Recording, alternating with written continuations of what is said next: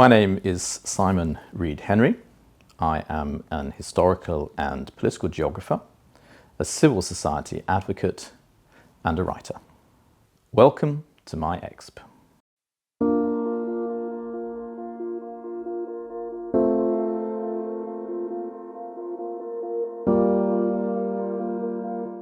So the world today is overburdened with challenges which supersede the boundaries of nation states and therefore of national governments to address on their own.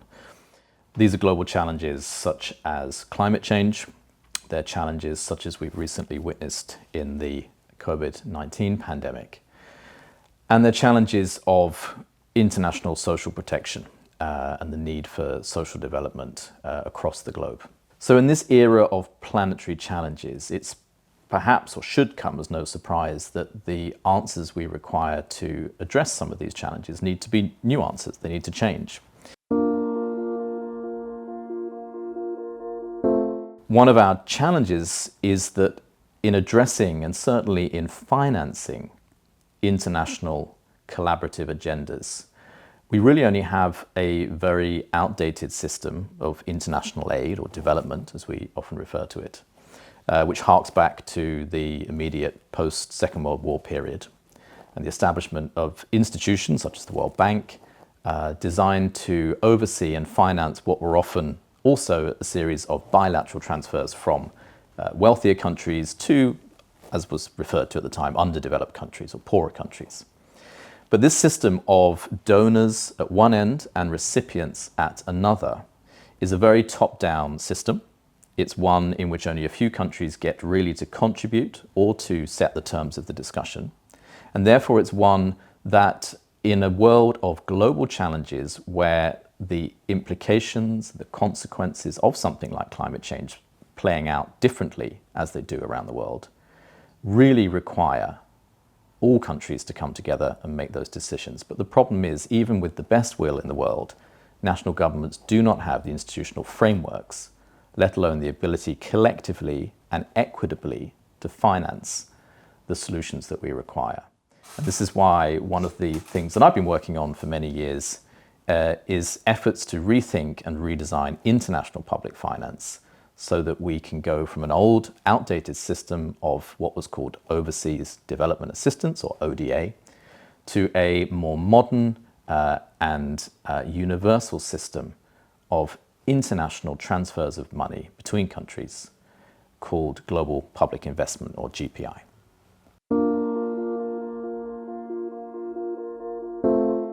So any form of international solution to the challenges we confront today has to be based upon countries, first and foremost, based upon countries coming together to agree on the responses that are required and to agree on how they will finance that response. And that presupposes that they are willing and able to cooperate. So this brings in as well one of the fundamental questions that scholars have been confronting for many years, which is how do we get countries, actors, to cooperate? And one of the problems is that all countries or actors have different preferences and they have different needs. So we need to find ways of ensuring or enabling what we refer to sometimes as collective action. Collective action is when we agree to put aside our immediate or our short-term needs, desires, personal preferences in favor of a greater good, something that might be further down the road or that may take longer to be established, or even that may be to the benefit of somebody else more than it's to the benefit of us. But finding those cooperative terms in the modern world is incredibly difficult. It's difficult because countries come from very different starting points. Some are very poor, some are very wealthy. And it's also difficult because the nature of the challenges we confront today is itself more diffuse, more complex, both scientifically but also politically, and more immune to the sorts of solutions that we've been able to devise as international society thus far. So we are fundamentally reliant upon thinking of new ways of bringing countries together where they can agree to put aside their differences and collectively come to better decisions and more effective policies to address the challenges that we're confronting today.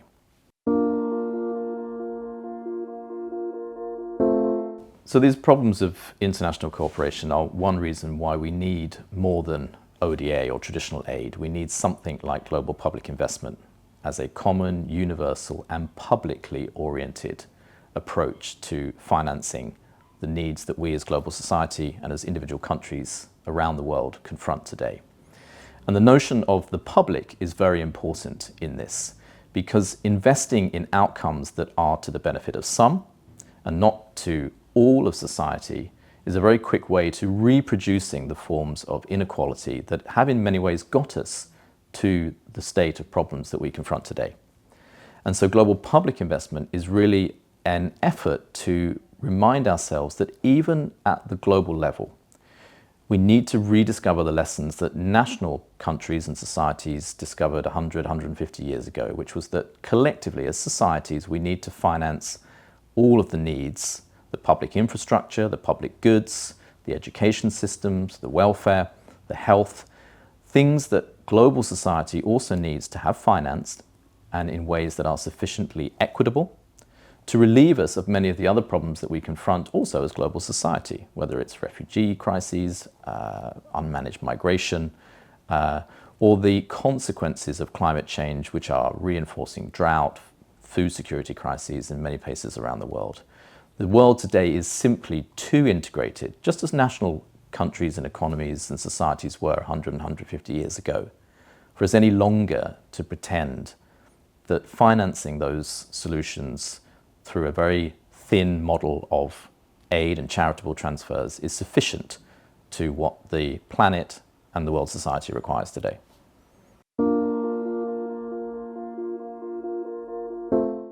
So the system of international aid, which has been hugely important, has also been a very narrow way of financing our global needs. It's focused on a few donor countries, often the G7, a couple of dozen countries as donors, to problems which all countries confront. And there's never enough money, and there's never the right sort of money either. There's not the money that goes to the places where it's really needed.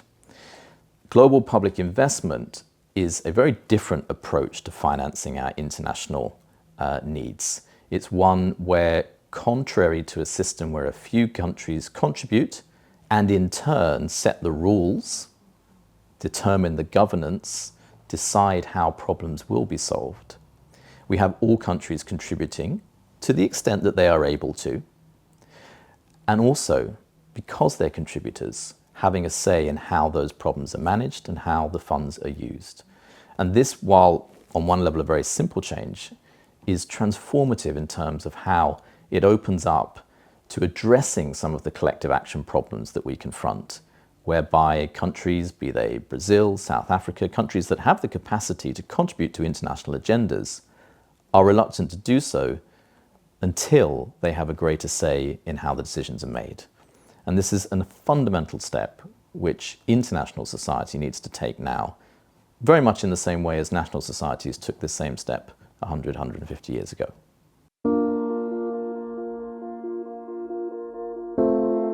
So something like global public investment, GPI, feels often something that might be nice to have in the future. It's not where we are today. But in fact, there are many examples when you look around the world of organizations that are organized already in ways that look a little bit, if not in some cases quite a lot like GPI. There are international funds that are organized in ways that ensure rich countries and poor countries alike have equal decision making.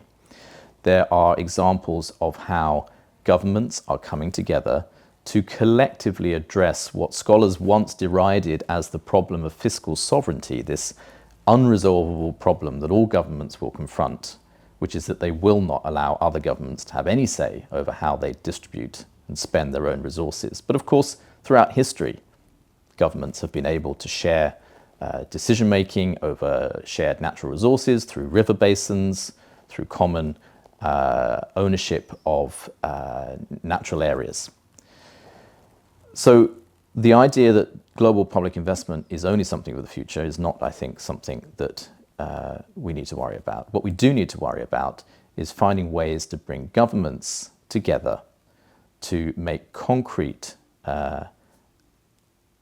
commitments to instituting the sorts of governance rules and legal structures that will underpin something like global public investment. That means they need to commit to, in the case of the wealthiest countries that have the largest vote shares in some of the international financial organizations, to reducing those vote shares so that other countries are able to come in. It means that countries that do not currently contribute, what in the literature is sometimes referred to as free-riding countries, and there are many countries that fit in that category, need to come forward and begin to contribute so that the burden of financing our common agendas and common challenges is spread across all countries in the world. And it's really only when we do that that we will begin, I think, finally to turn the tide on something such as climate change and be prepared for something like a next pandemic.